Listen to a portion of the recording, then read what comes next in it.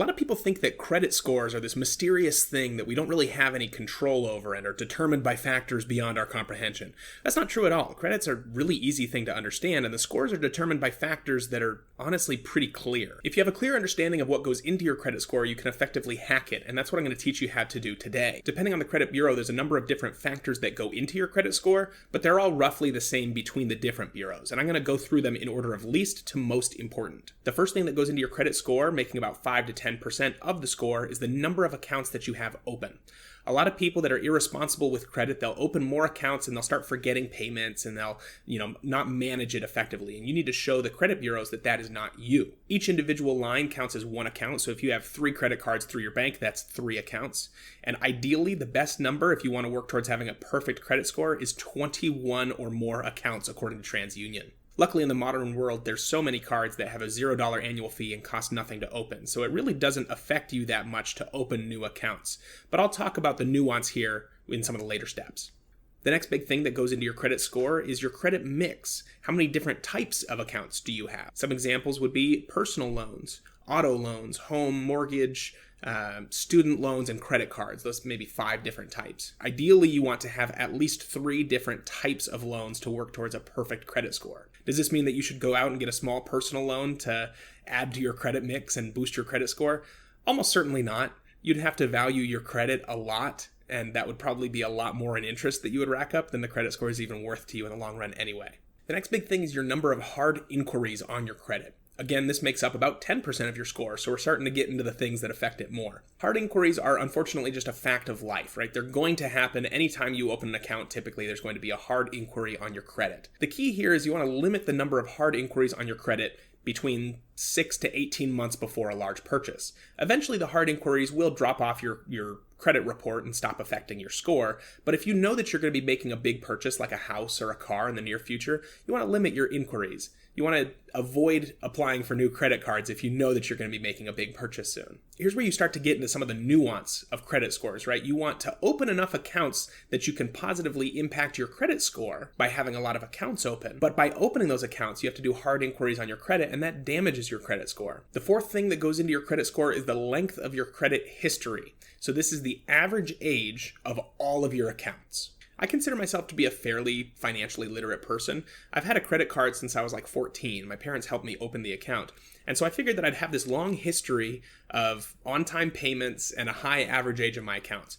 And that was true, but it doesn't help you that much if you only have one account. When I went into college, I opened 2 more credit cards. And the average age of my accounts absolutely tanked. It went from 8 years, and then I opened the second account and it cut it to 4. And then I opened the third account and it cut it down to 2 years was my average credit age. And I realized, well, every incremental card that you open is going to make a less and less effect on your credit age when you open a new account. And so here's where I really started kind of conceptualizing the idea of credit hacking. The best thing that you can do for your credit long term, and this is not financial advice, but the best thing you can do is to open a ton of accounts right now. You got to know that this is going to tank your credit score in the short term, but eventually those hard inquiries will fall off and you'll come out of it with a higher total number of accounts, a higher average credit age, and then every account that you open from then on will impact your credit age less and less. My average credit age to this day is still less than what it was in college. But I know now that by having all these accounts open, I'm going to be impacted progressively less by each new account that I have to open. The next 2 things build the majority of your credit. Each of the next 2 things are worth about 1/3. So 2/3 of your credit comes from the next 2 things. So if you are not the best at either of these, this is where the biggest impact is made. Number 5 is credit utilization, making about 30 to 35% of your credit score. Credit utilization is the sum of all of your credit that you're using, right? The total amount that you owe on all of your lines of credit as a percentage of the amount available. So if you have one card with a $2,000 limit and you owe $2,000 on that card, you have a 100% utilization rate, which is bad. Ideally, you want to keep your credit utilization down to about 30%. And you got to know that this doesn't include things like installment loans, your mortgage, and your car, because obviously if you have a $400,000 mortgage, it's going to be pretty hard not to have a utilization rate that's rounds to 100% in the first couple years at least. So it doesn't include stuff like that. This is mostly for credit cards. You want to have less than 30%, but you don't necessarily want to have less than 10%, at least if you're trying to go for the whole credit hacking thing, and let me tell you why. If you are Visa or MasterCard, you got to think, who is your ideal client? Who is the perfect creditor or creditee or whatever in this situation? Okay, choose between these two people. Is it somebody that the second that they buy something on a credit card, they pay it off immediately? Or is it somebody that always pays on time, but it could be 2 weeks, it could be 4 weeks, you don't really know, but they always pay on time at least? Without a doubt, it's the second person. It's the person that is just delinquent enough to rack up some interest so that you can keep the credit card companies paid, but not so delinquent that they'd ever miss a payment, or certainly not default, but just delinquent enough to make you some money.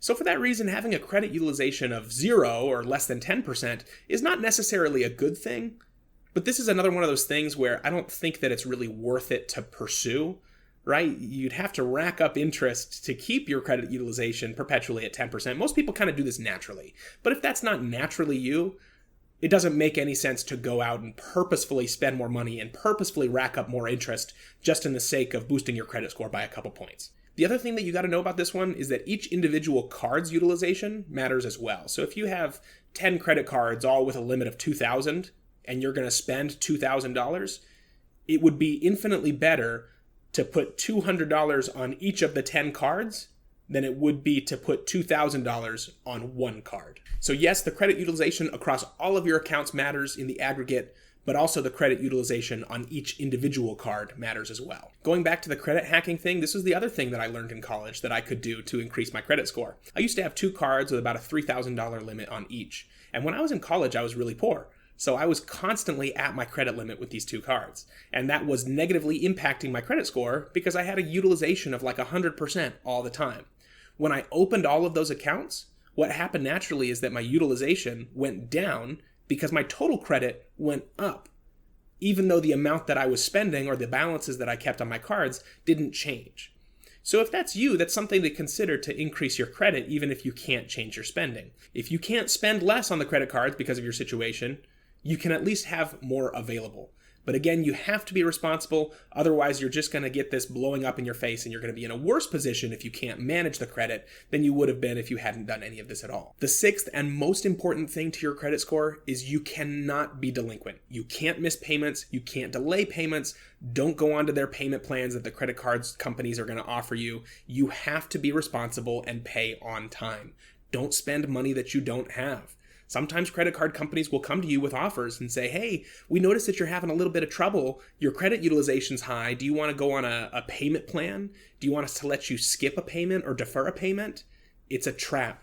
Don't do it. They offer you this for free, no penalty. But what happens is they put a delinquent mark on your credit report and then they charge you a higher interest rate because of it. Because that tanks your credit score, right? If you have a lower credit score, they're going to charge you more interest. So it works out in the credit card company's favor if you follow their delinquency recovery plans or whatever they call it. You cannot miss payments. You cannot skip payments. Don't spend money that you don't have, and this will never be a problem. Thanks for watching Venrate on YouTube. Please don't forget to like and subscribe, and check out venrate.com for the world's best financial calculators and planning tools.